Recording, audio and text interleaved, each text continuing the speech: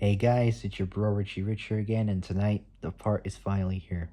Tonight in this video is now officially part 8 on the Ford Ranchero, and tonight I'm on the final few pieces, starting off with the second to last part, which is Argentine Ranchero from 1973 to 1991. So, without any further ado, let's finish this once and for all. So, from 73 until 91, from the years, during like the early mid 70s to the early 90s, FMA, Ford Motor Argentina, developed and sold a utility version of its own Falcon called the Ranchero. Unlike the American version, it's based on the four-door sedan model, keeping the front part as is and knocking down the rear half of the and knocking down the rear half to make it a light pickup. So just taking like parts of the rear half of the rear end to make it lighter. The truck's presented in two versions. The light one with a maximum load capacity of 1,025 pounds, and the heavier one with a capacity of 1,245 pounds. That's between 465 to 565 kilos. So 1,245 pounds, both with 14-inch wheels. 14-inch wheels and 14-inch wheels, 14-inch wheels and having the latter front brake rotor. The Gen 1 sold very well, and the Gen 1 sold very well, and in 1974, exports began to Cuba. Later that year, it became the best selling car in Argentina, with a total of 110,382 sold between 73 and 78. Production of the Gen 2 model lasted from 78 until 82, and production of the Gen 3 lasted from 82 until 87. In 1987, the fourth and final gens released, and in 88, a diesel models added to the lineup for the first time, but it's discontinued as of 89. Production of the Gen 4 Argentine Ranchero ended in 91. Last but certainly not the very least we got is present day. As I think of it as future day. Anyways, Rancheros are reasonably collectible. Though they're nowadays often overlooked in favor of the later arriving El Camino, which stayed in production 8 more years. Miniatures, apart from hand-cast resin kits from cottage industry makers, are rare. Several Revel offerings of the 57 model in both 132 and 120 132 and 132 and 120 132 and 125 scale have been offered over the years, and has a kit of the 61 Ranchero by AMT/ERTL, a well-detailed promotional model of 59 intended for distribution by dealers, was offered both with and without interior trim, windows, and friction drive by AMT, ERTL's predecessor. SMP resin castings of this model's body are offered by the aforementioned cottage industries as well. For those that know what friction drive is, I don't know what it is, but I'll take a look. So friction drive or friction motor is a type of gearbox that utilizes the static friction of two smooth surfaces instead of contact pressure of meshing teeth to transfer torque between two rotating parts. I'm not going to go through all of this just because it's going to take a while. So Matchbox produced a 61 Falcon Ranchero.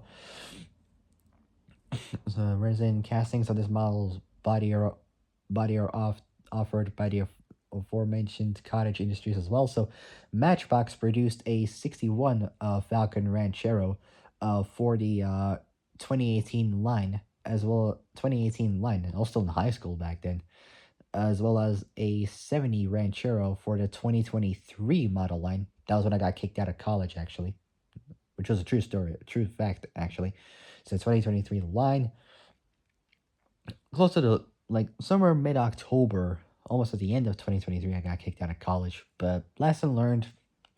What can I do then? So 70 Ranchero for the 2023 line. Johnny Lightning makes a 64 model. Hot Wheels made an adult collectible 57 in a limited run. In 2009, during the end of the 2000s, Hot Wheels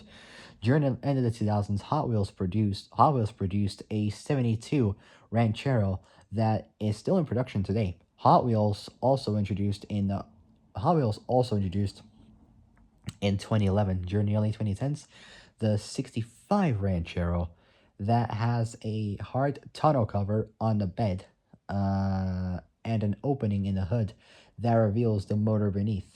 Racing Champions made a 164 scale 57 Ranchero, and AMT/ERTL currently produces a die-cast 57 which doubles as a bank. AMT is responsible for other early dealer promotional models too, including those of the aforementioned El Camino. Tonka produced a resin toy version of the 68-69 model in roughly 124 scale. As part of an auto transporter set, the front end of that toy arguably resembles the 69 model more closely. In 2019, the end of the 2010s, Greenlight Collectibles, which they do like Fast and Furious cars and whatnot, introduced 72, 3, 4, and 6 Ranchero models in 164 scale.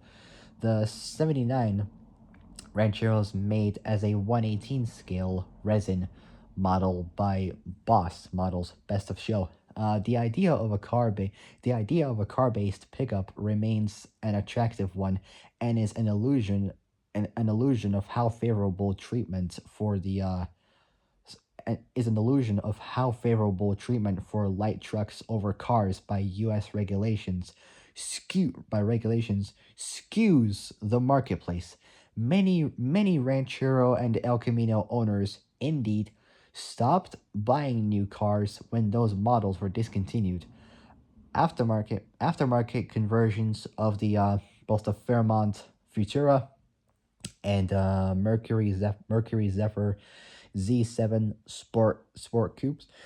Mercury Zephyr Z7 Sport Coupes to a Ranchero-like Durango pickup were sold in select Ford dealers in early to mid 80s. Recently, interest in producing such cars again has grown into those like the Subaru Baja, essentially an Outback station wagon with a stubby pickup bed instead of an enclosed cargo area. The Baja, like the Rancheros, titled in most American states and Canadian provinces as a commercial vehicle. Until the until the late 2000s, the North American market tended to lean towards both compact and mid-sized crew cab four-door pickups, such as both the Ford Explorer Sport Track, and Chevy Colorado. Ow. However, with the compact pickups having grown towards both mid-sized and encroaching on base models of more profitable full-sized pickups. Some manufacturers, such as Ford and Ram trucks from Dodge, have discontinued even both their compact and mid-sized offerings. Ford discontinued the American Ranger in 2012.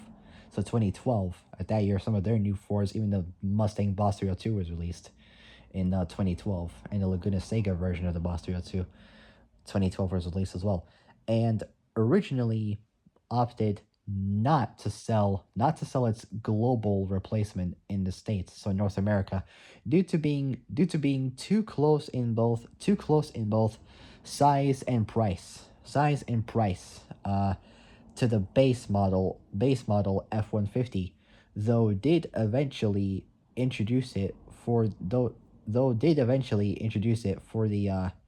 2019 model year.